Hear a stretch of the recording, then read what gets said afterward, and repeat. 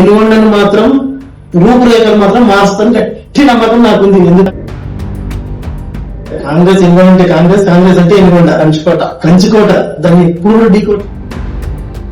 First మండల వ్యవస్థ NT Ramarao తెచ్చినప్పుడు ఫస్ట్ మండల వ్యవస్థ ఎంపీటీసీ నేనే పోటీ చేసిన. నేను రాజకీయం ఎంతో పోవాలి అసలు ముందరికి. నిజంగా చూస్తున్నంటే నాకు అన్ని ఉన్నాయి, అనుభవం ఉంది, డబ్బు బలం ఉంది, అన్ని ఉన్నాయి కూడా, కానీ అది అదృష్టం అనేది కావాలి. నాకు ఒకటే ధ్యేయము, ప్రజలకు అందుబాటులో ఉండాలి, పనులు చేయాలి. 10 ఏళ్ళు నన్ను 30 సంవత్సరాల కాంగ్రెస్ నేనే ఓడగొట్టినా, ఇప్పుడు నేనే ఓడగొట్టిన. నాకు అదృష్టం ఉండి టికెట్ మా అదృష్టం వస్తే నేనే గెలిపిస్తాను మళ్ళీ కాంగ్రెస్.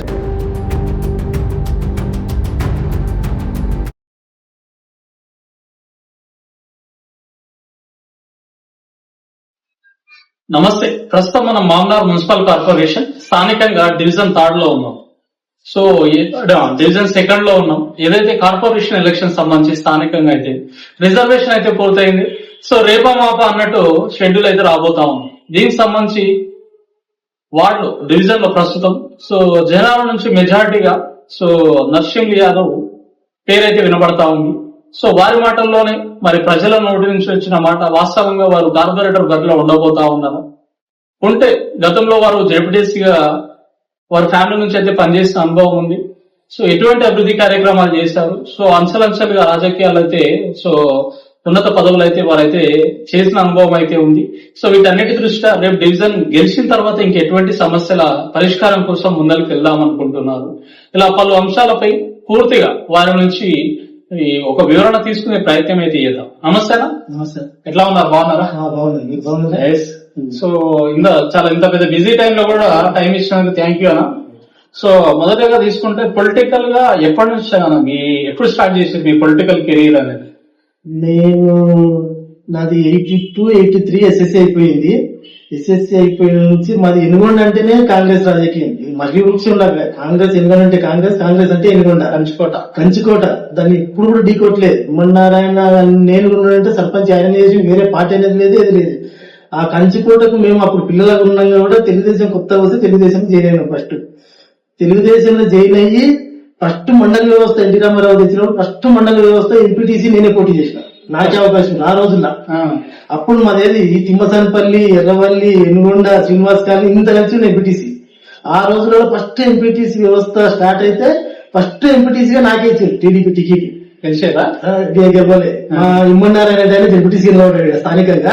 ఇక స్థానికంగా ఓట్లు వేయాలి, ఇమ్మన్నారాయణ ఓట్లు వేయాలి, ఇమ్మన్నారాయణ ఓట్లు వేయాలి. ఆ రోజులో కూడా చిన్న 64 ఓట్లతో నేను ఓడిపోయాను. ఫస్ట్ టైం పిల్లగాని ఫస్ట్ టైం చిన్న ఏజ్ ఢీకొట్టినట్టుంటే ఆ రోజుల్లో కాంగ్రెస్ అంతా అది 64 ఓట్లతో ఓడిపోయినా. ఫస్ట్ ప్రస్థానం అది. సెకండ్ ఏంటి, ఆయన ఓడగొట్టాలి కాంగ్రెస్ ను ఓడగొట్టాలనే ఓ జిద్దు మా లోన ఉండే ఒక టీం అనేది ఉంటే మేము అప్పుడు బాలస్వామి చనిపోయిన బాలస్వామి వాళ్ళు మేము అందరం అంతా ఒకటిగా ఉండి పెద్దగా ఉండే వ్యవస్థ. ఆ తర్వాత సింగిల్ విండోకి ఇచ్చారు నాకే. మళ్ళీ సింగిల్ విండో నాకే ఇచ్చారు. ఆ రోజుల్లో ఎవ్వరు పోటీ చేయడం లేరు. ఎవరు పోటీ చేయాలంటే నేనే సింగిల్ విండో చేసి సింగిల్ విండో కూడా 7 ఓట్లతో ఓడిపోయినా. కేవలం 7 ఓట్లతో సింగిల్ విండో కూడా ఓడిపోయినా. ఆ తర్వాత సింగిల్ విండో ఓడిపోయినాక 2001లో జెడ్పీ సెలక్షన్ వచ్చింది. జెడ్పీ సెలక్షన్ లో కూడా తెలుగుదేశంలో వేరే పేరు లేకుండా ఫస్ట్ నాకే వేసేసి. అప్పుడు మా మేడం కు లేడీ రిజర్వేషన్ ఉండే, ఆమె అంగన్వాడీ టీచర్ ఉండే. అంగన్వాడీ టీచర్ పనిచేసి అది చేసి పోటీ చేయడం జరిగినది. దాంట్లో గెలిచిన అంగన్వాడీ పదవికి మరీ చేయించినాము. అప్పుడు పార్టీ అట్లా మనం పార్టీకి అట్లా చేస్తుంటాం కాబట్టి పార్టీ అట్లా ఇస్తే ఆ దేవుని పుణ్యాన 2001-6 వరకు జడ్పీసీగా గెలిచినాం. తెలుగుదేశంలో జడ్పీసీగా గెలిచినాం. 2000 నుండి 6 వరకు చేసినాం. 6 వరకు మీరు ఎంపీటీసీగా ఓడిపోయారు, ఎక్కడ తగ్గలే. తర్వాత సింగిల్ విండో చైర్మన్ అక్కడ తగ్గలే. తర్వాత 2000 కోట్లు ఇప్పుడు మండలే కొట్టేసిన ఒకటి చిన్న పది పోయి అంత పెద్ద పని మా ఎన్నో ఇమ్మన్నారని కలలు కలిసింది. ఎంపీటీ కావాలి, జడ్పీసీ కావాలని ఎన్నోసార్లు పోరాడిండు, ఓడిపోయాడు. నేను చిన్న ఏజ్ లో కూడా ఆ రోజు జడ్పీసీ గెలుస్తున్నా. సో మీ రాజకీయ గ్రూప్ అయినా గెలిచారా? రాజకీయ పాపం ఆయన ఎక్కడున్నా గానీ ఆ రోజులు అంటున్నా నీ చిన్న ఏజ్ ఎంత పోయి నీకు చాలా ఫ్యూచర్ ఉంది, ఫ్యూచర్ ఉంది అని చెప్తున్నప్పుడు అట్లా పెద్ద మనుషులు. ఇంకోటి ఏంటంటే ఊరి విషయం కాడికి వస్తుందంటే ఊరి విషయం అభిమానం మీద ఏంటంటే నేను చాలా పనులు చేసిన. నాకు ఒకటి జెడ్పీటీసీ పదవి అంటే మండల పదవి, అప్పుడు మంచి పదవి, మేమేం చెప్తే అది వర్క్ చేయాలి. ఇప్పుడు మాది నేను ఇంగ్లీష్ చదివినా కాబట్టి 7th వరకు ఇంగ్లీష్ చదివిన కాబట్టి కవేలా ఉండే మొత్తం స్కూల్ మొత్తం. ఆ కవేలను తీపిచ్చి స్కూల్ మొత్తం స్లాబ్ వేయించిన, మొత్తం నాయంలోనే స్లాబ్ వేయించిన. అంగన్వాడీ బిల్డింగ్ ఉండే, అంగన్వాడీ బిల్డింగ్ కట్టించిన.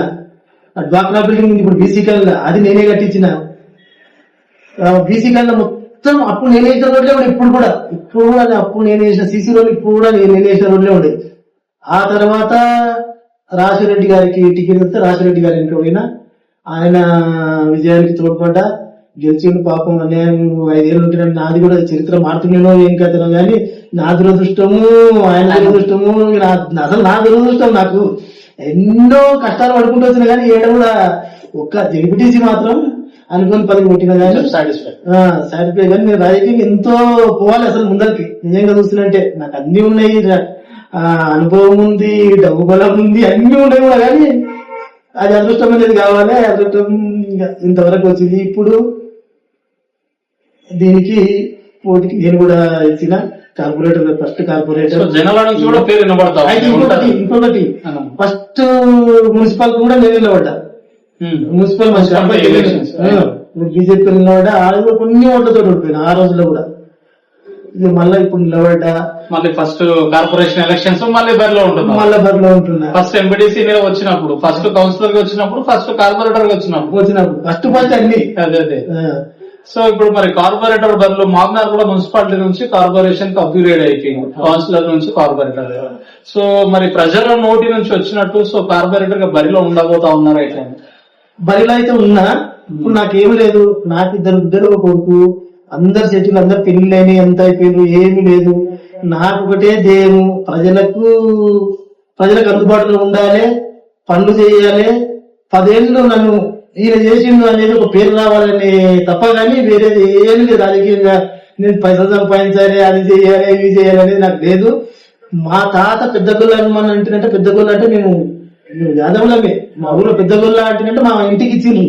అప్పటికెళ్ళి కూడా మా ఇంటి పెద్ద గొల్ల అని అప్పుడు కూడా న్యాయం చేసుకుంటుండే. మా తాత పేరు నిలబెట్టాలి, ప్రజలకు సాయం చేయాలి. నేను అనుకున్న పనులు చాలా ఉన్నాయి. కొత్త కాలనీలు అయినాయి, Sriram colony, Srinagar colony, BC colony అనేది ఉంది. కానీ ఇంత దగ్గర ఉంది మా ఊరు. కానీ అది చూస్తుంటే పల్లెటూరు కన్నా అధ్వానంగా ఉంది. అసలు కాలనీ డెవలప్ చేయాలి, 10 మందికి పనులు చేయాలి అనే దాని మీద టికెట్ అప్లై చేసిన. మా టికెట్ మా అధిష్టానం ఎవరికి వస్తే వాళ్ళకి చేస్తాము. కాంగ్రెస్ పార్టీకి కట్టుబడి ఉన్నాము. మేము ఒకరికి టికెట్ ఇచ్చినా గానీ మా అధిష్టానం వాళ్ళకి మాత్రం ఖచ్చితంగా గెలిపిస్తాం. ఇక్కడ కాంగ్రెస్ జెండా ఎగిరేస్తుంది. 30 సంవత్సరాలు కాంగ్రెస్ గెలవడం 30 సంవత్సరాలు అవుతుంది. 30 సంవత్సరాల కాంగ్రెస్ నేనే ఓడగొట్టినా. ఇప్పుడు నేనే నాకు అదృష్టం ఉండి టికెట్ మా అధిష్టానం వస్తే నేనే గెలిపిస్తాం మళ్ళీ కాంగ్రెస్. 30 ఏళ్ల చరిత్ర, 30 ఏళ్ళు అయింది కాంగ్రెస్ గెలవడం లేదు. ఇప్పుడు వస్తే ఇప్పుడు రావాలి. పెద్దల ఇష్టం, ఎమ్మెల్యే గారి ఇష్టము, వాళ్ళ ఇష్టం, అందరి ఇష్టం. మేమైతే టికెట్ కి అయితే అప్లై చేసినాం. సో మీ గతంలో కూడా చాలా రాజకీయ పార్టీలు మిమ్మల్ని వాడుకొని కూడా వదిలేసినట్టు. ఇంకా అది నేను అనకూడదు కానీ ఏం చేస్తాం, వదిలేసిన. నీకు అది ఇస్తా, ఇది ఇస్తా, నీ పార్టీని న్యాయం చేయలే. అందులో ఎన్నుకోండి అంటే కులం అని అనకూడదు కానీ మాకు పెద్ద సంఖ్య ఉంది. ఎవరికైతే మెజార్టీ మనకి ఎవరికైతే పదవులు ఇచ్చిండ్రో తక్కువ మెజార్టీ ఉన్నది, ఏం లేదు. అసలు వాళ్ళకు నాకు ఇవ్వకుండా నాకు ఇచ్చే ఒకటి వాళ్ళకి ఇచ్చినా ఊరు వేరే లేకుంటుండే ఈ రోజు. ఇక పెద్ద మనుషులు వాళ్ళకే మొగ్గు చూపి ఇచ్చి నన్ను తొక్కే ప్రయత్నం చేసి, అయినా నేను పెట్టుకుని ఉన్నా. ఇంతవరకు రాజకీయాల పక్కన జరగలేదు. అదో ఇదో ఆ పని ఈ పని చేసుకుంటా ఇంతవరకు అది చేసిన. రేపు వేరే అదృష్టం టికెట్ ఇచ్చి మంచి గెలిచితే ఎన్నుకొండను మాత్రం రూపురేఖలు మాత్రం మారుస్తాను గట్టి నమ్మకం నాకుంది. ఎందుకంటే మా ఎమ్మెల్యే గారు మంచిగా ఉన్నారు, ఉన్న లీడర్ మంచిగా ఉన్నారు. వాళ్ళ ఆశీస్సులతోటి మంచి అది చేస్తానని నాకైతే ఆశాభావం ఉంది. సో పార్టీ బీఫామ్ ఒకవేళ పార్టీ ఆశీస్సులు మీకుంటే గెలిపించుకొని తీసుకురాగల నమ్మకం మీకున్నదా? అది కూడా ఉంది. ఒకవేళ పార్టీ ఆదేశిస్తే నీ కాదు నువ్వు ఇట్లా గెలిపించుకోవాలంటే గెలిపించుకొని పోతా, సమస్య లేదు. 100% పక్కా గెలిపించుకొని పోతా. 30 ఏళ్ల చరిత్రకు నేనే కొట్టినా